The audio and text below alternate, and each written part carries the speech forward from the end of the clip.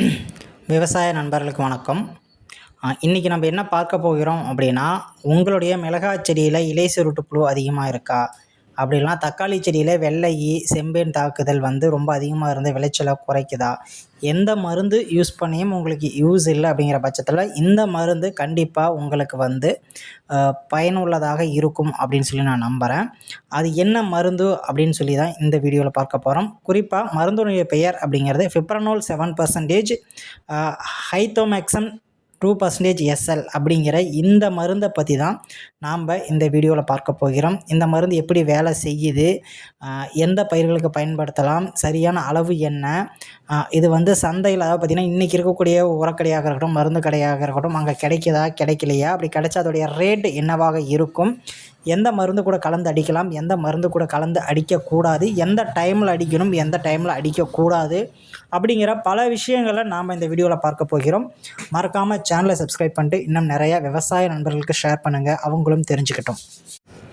Okay, இன்றைக்கி விவசாயிகளுக்கு பெரிய சவாலாக இருக்கக்கூடிய ஒரு விஷயம் அப்படின்னா இலைப்பேன், த்ரைப்பிஸ் அப்படின்னு சொல்லக்கூடிய இந்த இலைப்பேன் மற்றும் சிலந்தி பூச்சிகள்னு சொல்லக்கூடிய இந்த மைட்ஸ். இது ரெண்டோடையும் பார்த்திங்கன்னா கண்ட்ரோல் பண்ண கலந்த ஒரு கலவையாக கொடுத்துருக்கக்கூடியது தான் இந்த மருந்து ஃபிப்ரனோல் 7% மற்றும் ஹைத்தோக்சம் 2% SC அப்படிங்கிறது இது. ஓகேவா, முதல்ல இது எப்போ கண்டுபிடிக்கப்பட்டது அப்படின்னு பார்ப்போம். 2018 இருந்து 2020 காலகட்டத்தில் சந்தைக்கு பார்த்திங்கன்னா இது வந்தது. இது பூச்சிகளுக்கு எதிராக எதிர்ப்பு திறன் கொண்டது. ஓகேங்களா, இது மேலே பிரச்சனைகள் இருக்கக்கூடியதை கண்ட்ரோல் பண்ணுறதுக்கு சஸ்பென்ஷன் கன்சென்ட் SC வடிவில் பார்த்திங்கன்னா அந்த மருந்து அப்படிங்கிறத உருவாக்கியிருக்காங்க. இதில் 2 விதமான மருந்து இருக்குது அப்படின்னு சொல்லி ஆல்ரெடி நான் சொல்லிட்டேன். ஓகேங்களா, அந்த 2 விதமான மருந்துகளுடைய மோட் ஆஃப் ஆக்ஷன்ஸ் என்ன, எப்படி அது செயல்படுது அப்படிங்கிறத பார்க்க போகிறோம். ஃபிப்ரனோல் இது பார்த்திங்கன்னா ஒரு பூச்சினுடைய நரம்பு மண்டலத்தை தாக்கி அதை டோட்டலாக முடக்கிடும். இது பார்த்திங்கன்னா ஒரு சிஸ்டமிக் மற்றும் கான்டாக்ட் பூச்சிக்கொல்லி, அதாவது பார்த்திங்கன்னா ஊடுருவி பாயக்கூடியது மற்றும் பூச்சிகள் மேலே பட்டாலும் கொல்லக்கூடிய வகையில் இருக்கக்கூடியது தான் இந்த ஃபிப்ரனோல் அப்படிங்கிறது.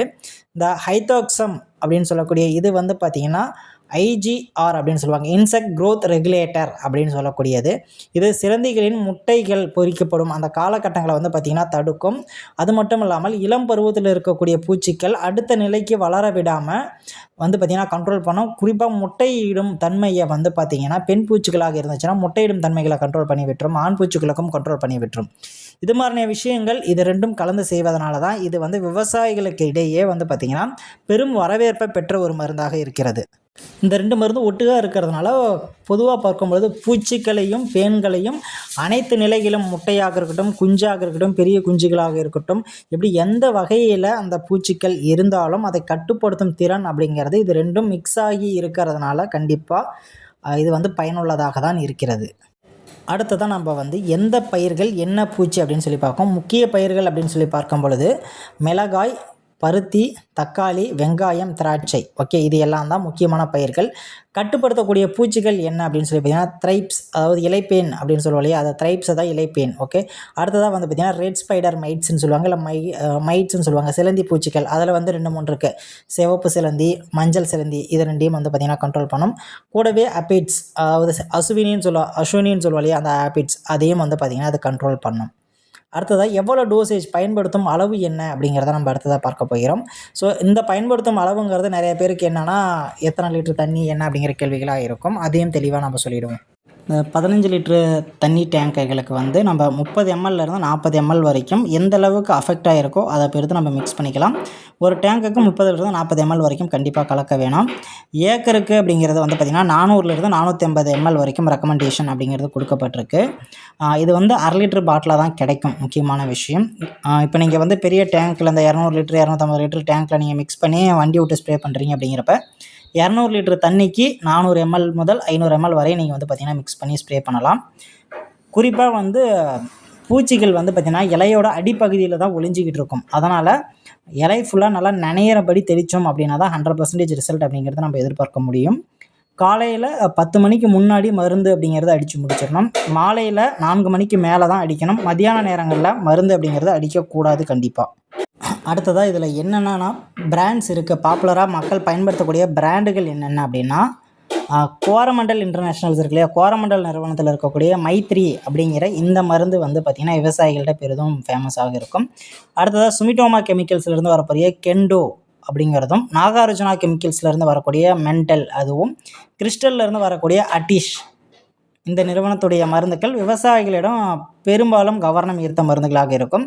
இதனுடைய 500 ml பாட்டிலுடைய விலை அப்படிங்கிறது ரூ. 950 இருந்து ரூ. 1200 வரைக்கும் இருக்குது. நிறுவனத்தை பொறுத்து வேறுபடும். அதுவும் இல்லாமல் எந்த இடத்துல நம்ம வாங்குகிறோம் அப்படிங்கிறத பொறுத்தும் இந்த விலை பட்டியல் அப்படிங்கிறது கண்டிப்பாக வேறுபடும்.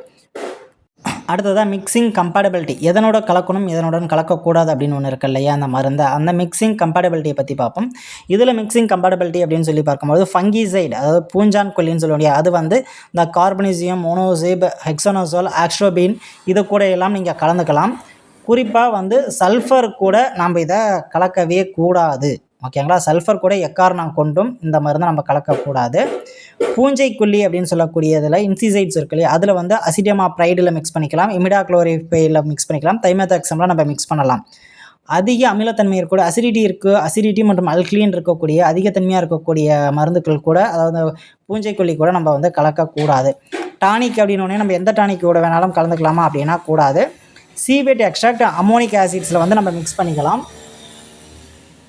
மற்ற எந்த மருந்து கூடையும் கலக்கக்கூடாது. குறிப்பாக காப்பர் ஆக்சிக்ளோரைடு COC கூட இதை வந்து கலந்து தெளிப்பதை கண்டிப்பாக தவிர்க்க வேண்டும். ஓகேவா, தவிர்த்துருங்க. அடுத்ததாக வந்து பார்த்திங்கன்னா அறுவடை காலம்னு சொல்லுவாங்க இல்லையா, எந்த காலத்தில் அறுவடை பண்ணலாம் என்ன, அந்த மருந்து அடித்ததுக்கப்புறம்.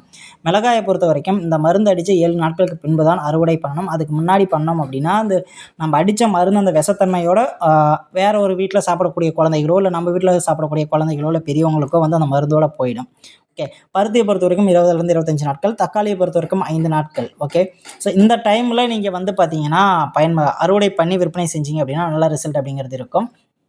முக்கியமாக நாம் இந்த மருந்தை பயன்படுத்தும் போது பைட்டோனிக் எஃபெக்ட்ஸ் அப்படின்னு சொல்லி ஒரு எஃபெக்ட்ஸ் அப்படிங்கிறது பயிர்களுக்கு ஏற்படும். அது என்ன எஃபெக்ட் அப்படின்னு சொல்லி நிறையா பேர் இந்த மருந்தை பற்றி சொல்கிறப்ப சொல்லாத விட்டுருப்பாங்க. நான் அதை சொல்கிறேன். இந்த ஃபிப்பர்னோல் அந்த ஹைட்ரோக்சின் கலவை பயன்படுத்தும் போது இதில் ஒரு சிறப்பு என்ன அப்படிங்கிறதுனா, பொதுவாக பூச்சிக்கொல்லி செடிகளுக்கு வந்து பார்த்திங்கன்னா ஒரு வகையான அழுத்தம், அதாவது பார்த்திங்கன்னா ஸ்ட்ரெஸ்ஸை தான் உருவாக்கும். ஆனால் குறிப்பிட்ட ஒரு சில வேதிப்பொருட்கள் வந்து குறிப்பாக அந்த ஃபிப்பர்னோல் அப்படிங்கிறது வந்து செடியின் வளர்ச்சிக்கு தேவையான ஹார்மோன்களை தூண்டிவிடும். ஸோ ஹார்மோன் தூண்டுறதுனால மருந்து தெளித்த கொஞ்ச நாள்லேயே வந்து பார்த்திங்கன்னா அதிகப்படியான வளர்ச்சிகள் அந்த ஆரோக்கியம் அப்படிங்கிறது இருக்கும். குறிப்பாக அடர் பச்சை நிறமாக வர்றது, புதிய துளிர்கள்லாம் உருவாகிறது, வேர் வளர்ச்சி அதிகப்படுத்துறது, பூக்கள் வந்து பார்த்திங்கன்னா பூக்கிறது ரொம்ப அதிகமாக இருக்கும். ஓகேங்களா, அதாவது செடி ஆரோக்கியமாக இருக்கிறது மட்டும் இல்லாமல் பூக்கள் உதிர்வதெல்லாம் குறைஞ்சி அதிகப்படியான பிஞ்சுகள் பிடிக்கும். செடியோட வேர் மண்டலம் வந்து பார்த்திங்கன்னா வலுப்பெற்று இதனால் மண்ணில் இருந்து இருக்கக்கூடிய ஊட்டச்சத்துக்கள் இல்லை நம்ம அடியில் போட்ட உரங்கள் இது எல்லாமே அதிகமாக அப்சர்வ் பண்ணி செடிக்கு வந்து எப்படி சொல்கிறது, ஓவராலாக சொல்லணும்னா பச்சை நேரத்தில் மாறி போயிடும், புது துளிர்கள் விடும், வேர் வளர்ச்சி சூப்பராக இருக்கும். பூக்கள் பூக்காத உதிர்ந்துக்கிட்டு இருந்தது, இல்லை பூவே பூக்காத இருந்தது, அது மாதிரியான பிரச்சனைகள் இருந்ததுன்னா பூக்கள் உதிர்றது நின்று பூக்கள் நல்லா பிடிக்கும், காய்கள் நல்லாக பிடிக்கிறதுக்கான வாய்ப்புகள் அப்படிங்கிறது இந்த பைத்தோன் எஃபெக்ட்ஸில் வந்து பார்த்திங்கன்னா சூப்பராக இருக்கும். ஓகேவா, ஸோ இந்த ஒரு விஷயம் வந்து நான் உங்களுக்கு சொல்லணும்னு நினச்சி, இதுதான் வந்து பார்த்திங்கன்னா இந்த ஃபிப்பர்னால் யூஸ் பண்ணுறதுனால இருக்கக்கூடிய ஒரு நல்ல விஷயம். ஓகே, ஸோ மறக்காமல் சேனலை சப்ஸ்கிரைப் பண்ணிட்டு இன்னும் நிறைய விவசாயிகளுக்கு ஷேர் பண்ணுங்கள். நன்றி.